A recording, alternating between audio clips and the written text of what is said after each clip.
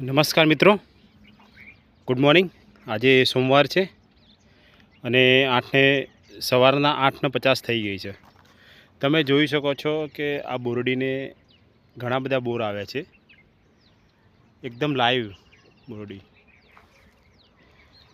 બોર પાકી ગયા છે ભાઈ।